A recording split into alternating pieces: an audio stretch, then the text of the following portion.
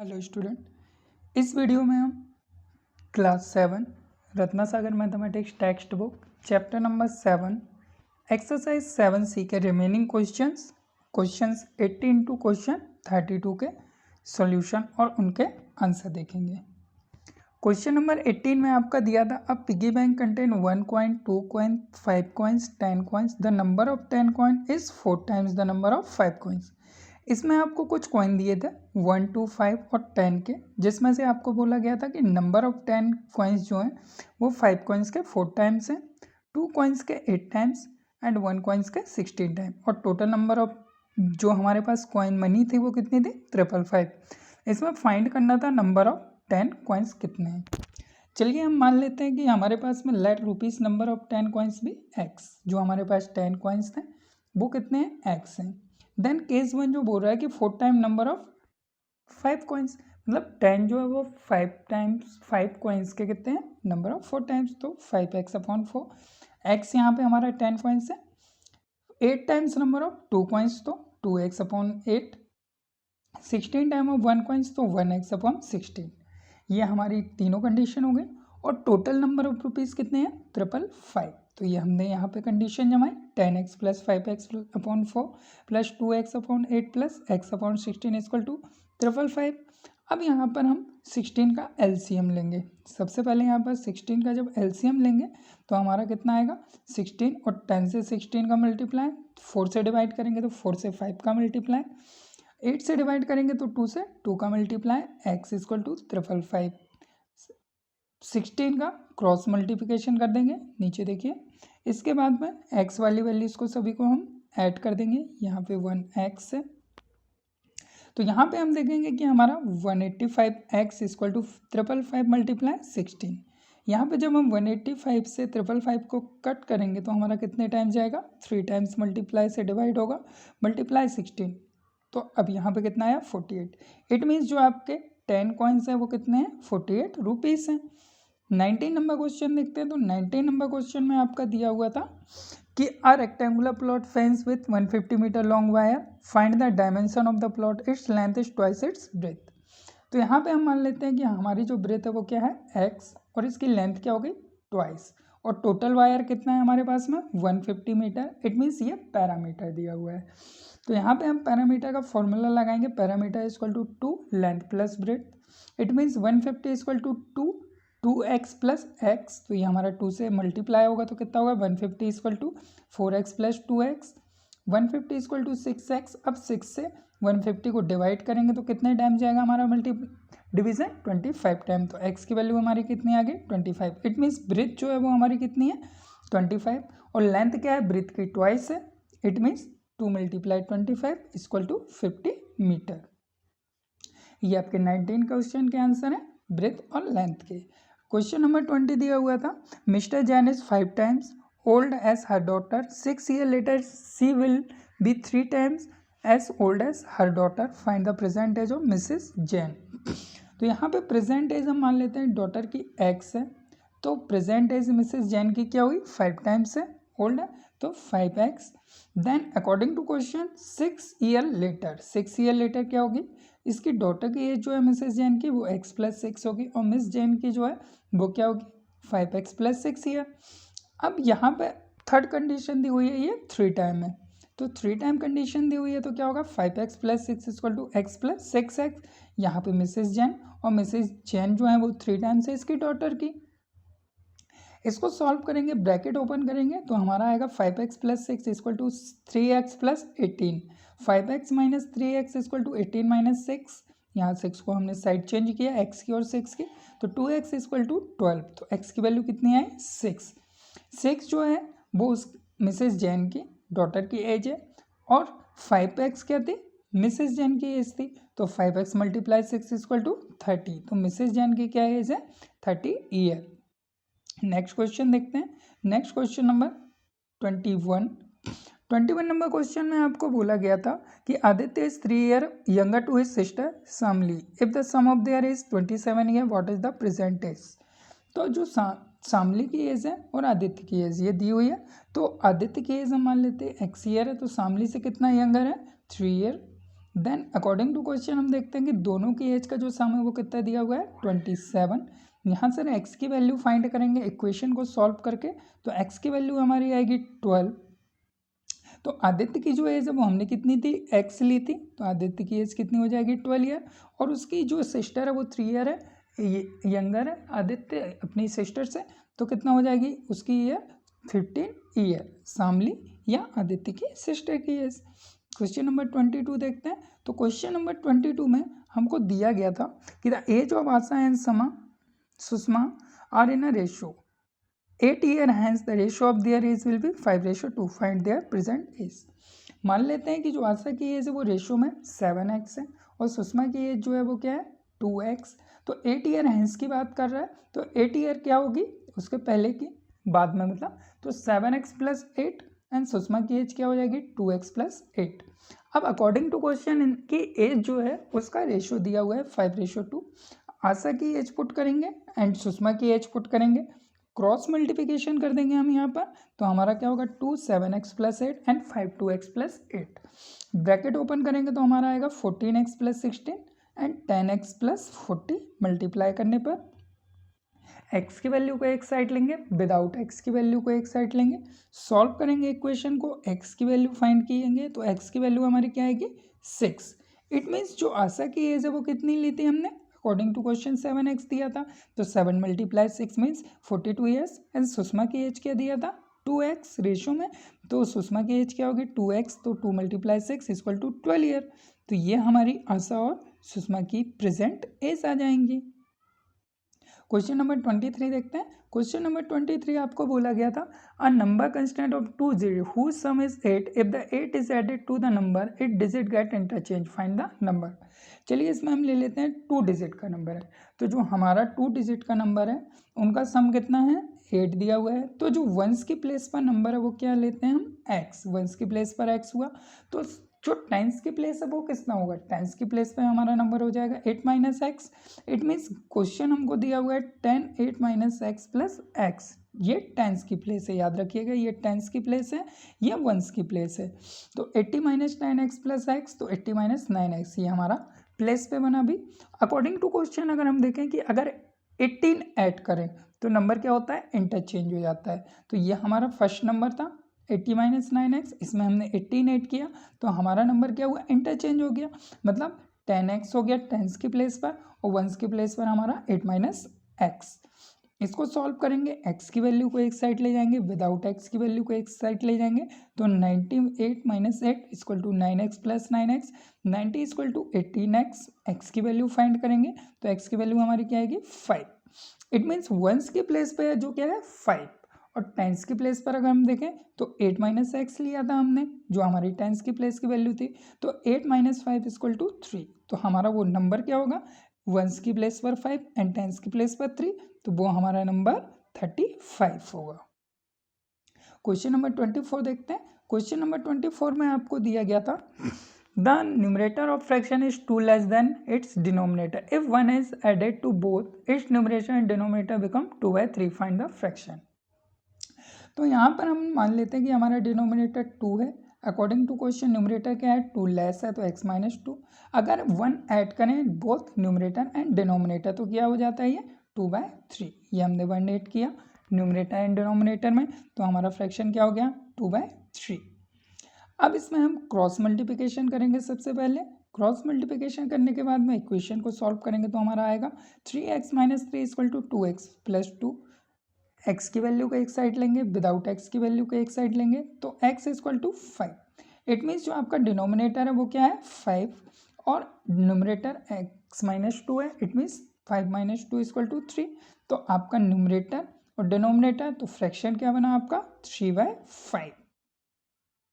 Question number 25 देखते हैं। तो क्वेश्चन नंबर 25 में आपको बोला गया two complementary angle differ by 20, find the measurement of each angle.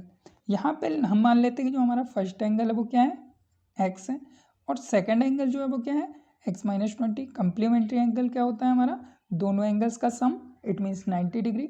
तो एंगल फर्स्ट एंगल सेकंड का प्लस = 90 डिग्री। यहाँ से हम x को ऐड कर देंगे तो 2x 20 को विदाउट एक्स की वैल्यू को ले जाएंगे एक साइड, तो 90 + 20 इट मीन्स 2x = 110। एक्स की वैल्यू फाइंड करेंगे तो एक्स की वैल्यू हमारी कितनी आएगी 55। इट मीन्स जो हमारा पहला एंगल है वो कितना है 55 डिग्री, और दूसरा एंगल है जो कितना है 55 - 20। सेकेंड एंगल हमने यहाँ पे लिया था, तो सेकेंड एंगल कितना हो जाएगा 35। तो ये हमारे बोथ एंगल्स फाइंड हो जाएंगे। चलिए नेक्स्ट क्वेश्चन देखते हैं, क्वेश्चन नंबर 26। क्वेश्चन नंबर 26 में दिया हुआ है to supplementary angle differ bye 18 degree, find the measurement of each angle.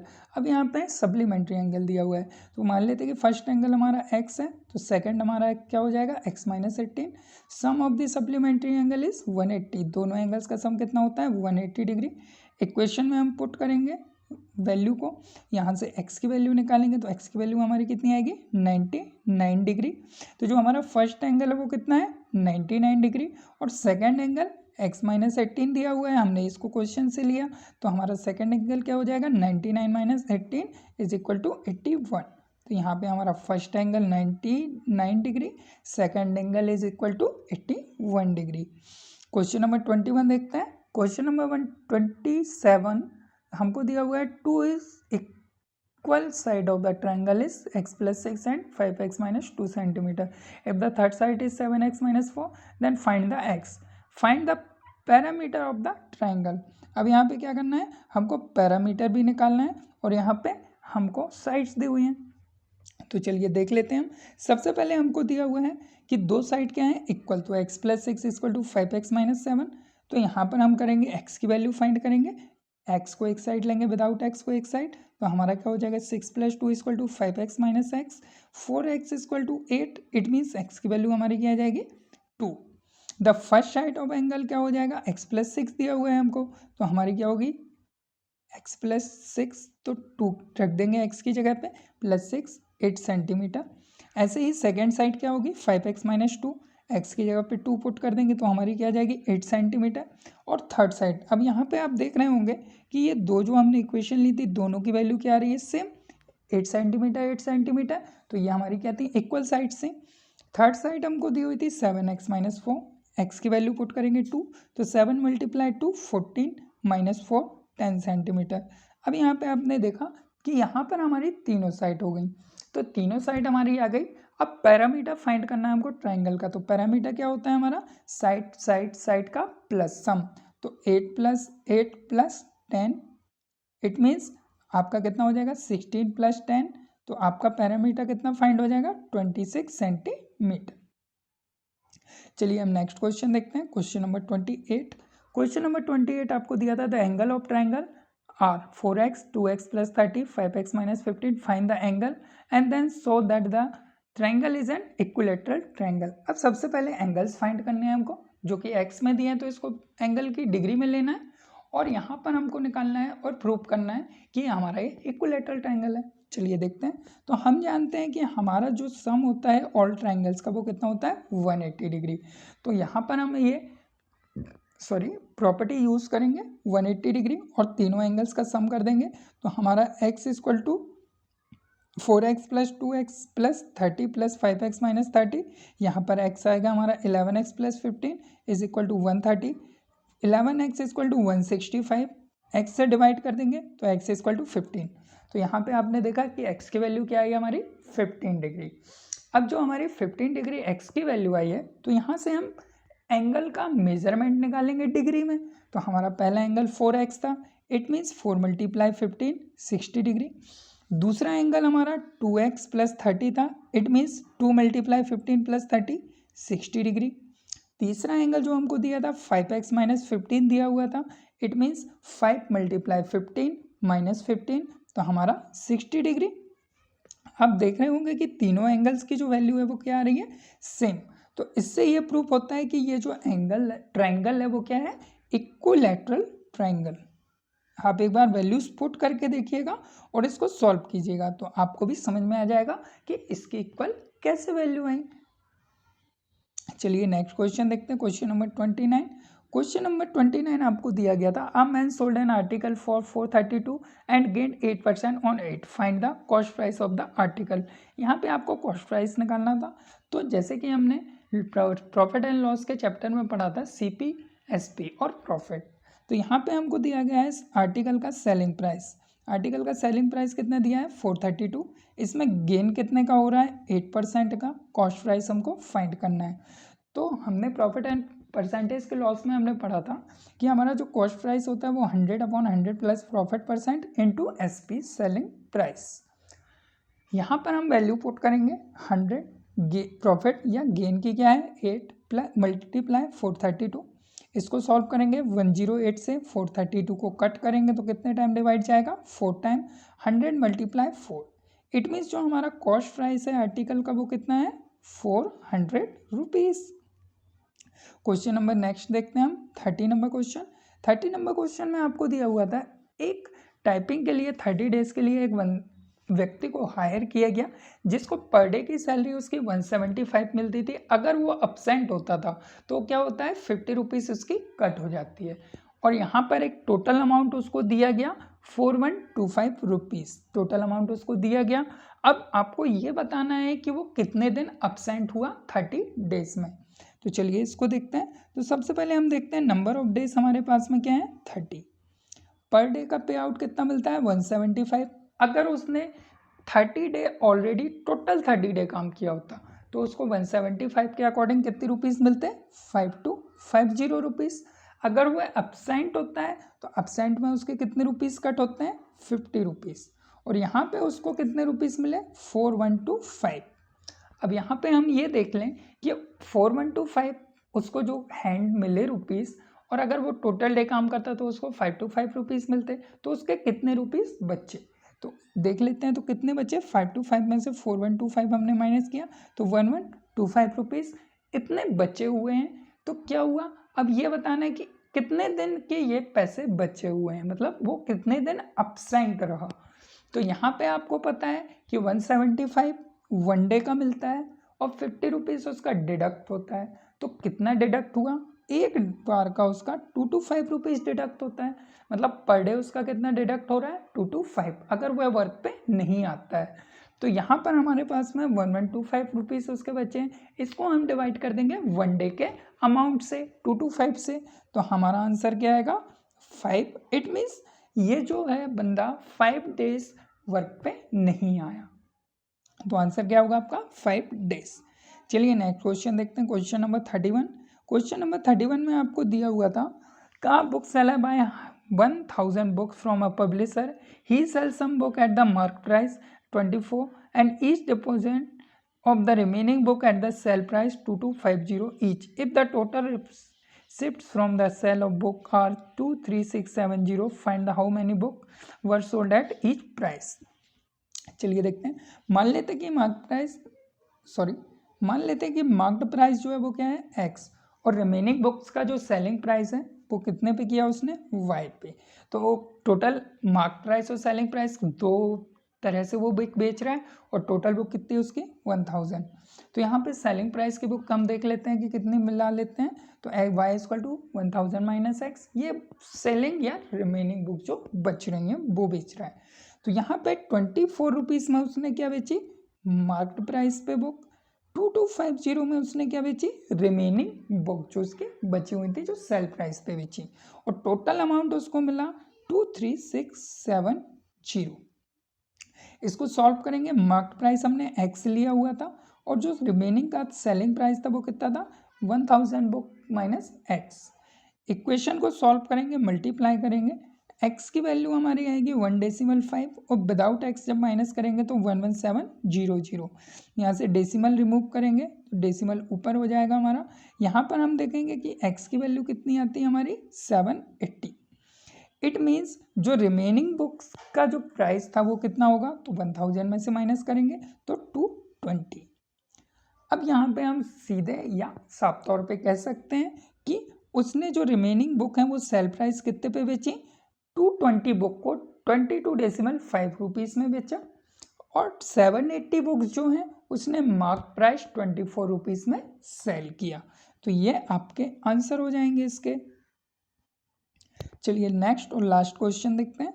Last question आपको दिया हुआ है कि एक प्रॉपर्टी है mister Arora left 1/4 of her property for her son 2/3 of her daughter and the remain for her niche. If their niche here is 70,000, sorry 7 lakhs, what was the worth of her total property? यहाँ पे total property के बारे में बताना है कि उसकी total property कितनी है। हम मानते हैं कि उसकी टोटल प्रॉपर्टी कितनी है x, उसने अपने सन को कितना शेयर दिया प्रॉपर्टी का x/4 फोर्थ, डॉटर को कितना शेयर दिया 2x/3 एंड नीस के पास कितने अमाउंट की है प्रॉपर्टी 7 lakhs की। अब यहाँ पे अकॉर्डिंग टू क्वेश्चन हम जमा लेते हैं कि ये एक्स प्रॉपर्टी में से, टोटल प्रॉपर्टी में से उसकी सन की प्रॉपर्टी हो गई, उसकी डॉटर की प्रॉपर्टी हो गई और उसका टोटल अमाउंट नीस के पास कितना है 7 lakhs। सबसे पहले यहाँ पे हम x को कॉमन ले लेते हैं, तो x 1 - 1/4 - 2/3 = 7 lakhs। यहाँ पे x को सॉल्व करेंगे, x की वैल्यू फाइंड करेंगे, तो x = 1/12 = 7 lakhs। तो अब यहाँ पर क्रॉस मल्टीप्लिकेशन हो जाएगा, तो x की वैल्यू हमारी कितनी आ जाएगी 84 lakhs। इट मीन्स जो मिस्टर अरोरा हैं उनके पास में टोटल 84 lakhs की प्रॉपर्टी है। आई होप आप लोगों को समझ में आए होंगे वीडियो के क्वेश्चन के सॉल्यूशन और आंसर। अगर वीडियो अच्छा लगा हो तो एक लाइक ज़रूर करें, इससे मोटिवेशन मिलता है और आपके लिए ऐसे ही चैप्टर्स के सॉल्यूशन के वीडियो बनाते रहेंगे और अपलोड करते रहेंगे, जिससे आपको आपकी एक्सरसाइज के क्वेश्चनों को सॉल्व करने में हेल्प मिलेगी। Thank you for watching this video.